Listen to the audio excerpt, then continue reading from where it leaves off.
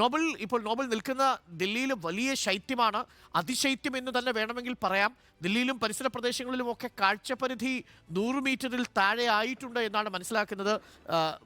നോബലിന് പിന്നിൽ വരുന്ന കാറുകൾ നമുക്ക് ഇവിടെ നിന്ന് പോലും നമുക്ക് കാണാൻ കഴിയുന്നില്ല. റോഡ്, റെയിൽ, വ്യോമ ഗതാഗതത്തെയൊക്കെ ഈ മൂടൽമഞ്ഞ് ബാധിച്ചു തുടങ്ങിയിട്ടുണ്ടോ നോബൽ?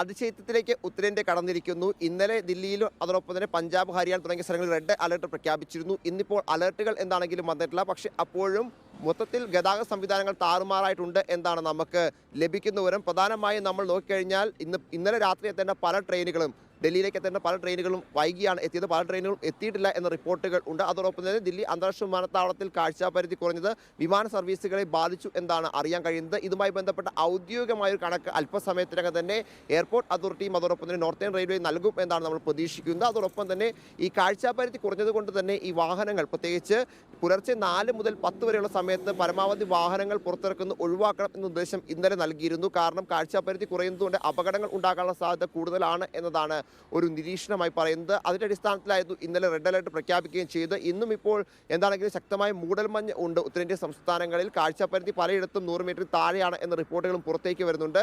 വലിയ അപകടങ്ങൾ ഇത്തവണ എന്താണെങ്കിലും ആദ്യഘട്ടത്തിൽ റിപ്പോർട്ട് ചെയ്തിട്ടില്ല എന്നാണ് നമുക്ക് ലഭിക്കുന്നത്. വരുന്ന 2 ദിവസം കൂടി ഇത്തരത്തിൽ ശക്തമായ മൂടൽമഞ്ഞും അതോടൊപ്പം തന്നെ തണുപ്പും തുടരും എന്നാണ് നമുക്ക് അറിയാൻ കഴിയുന്ന കാലാവസ്ഥാ വകുപ്പിന്റെ പ്രവചനം ഉള്ളത്. ഇന്നലെ 7 ഡിഗ്രി സെൽഷ്യസ് താഴെയായിരുന്നു താപനില ദില്ലിയിൽ രേഖപ്പെടുത്തിയത്. ഇന്നും ഇപ്പോൾ അതിൻ്റെ ഒരു കണക്ക് എന്താണെങ്കിലും അല്പസമയത്തിനകം തന്നെ വരും. നിലവിലത്തെ സാഹചര്യത്തിൽ ഉത്തരേന്ത്യ അതിശൈത്യത്തിലേക്ക് കടന്നിരിക്കുന്നു. ജനജീവിതം പലയിടത്തും ദുസ്സഹമായി എന്ന റിപ്പോർട്ടുകളും പുറത്തേക്ക് വരുന്നുണ്ടായിരുന്നു. അതെ, ഈ പ്രളയം പോലെ തന്നെ ദുസ്സഹമാണ് അതിശൈത്യവും.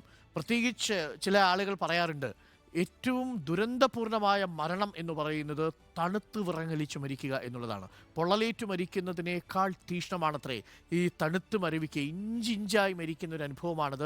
പ്രത്യേകിച്ച് ഷെൽട്ടറില്ലാത്ത, വീടില്ലാത്ത, കമ്പിളിപ്പുതപ്പില്ലാത്ത, ചൂട് നൽകാനൊന്നുമില്ലാതെ ഒറ്റപ്പെട്ട് ജീവിക്കുന്ന മനുഷ്യരെ നിങ്ങൾക്ക് ദില്ലിയിൽ കാണാം. ഈ അതിശൈത്യത്തിൽ ഏറ്റവും കൂടുതൽ ആളുകൾ കൊല്ലപ്പെടുന്നതും ഇങ്ങനെ പൊതു ഇടങ്ങളിൽ ഉറങ്ങിക്കൊണ്ടിരുന്ന മനുഷ്യരാണ്. അവരുടെയൊക്കെ അവസ്ഥ വളരെ കഷ്ടമാണ് ഈ അതിശൈത്യ കാലത്ത്.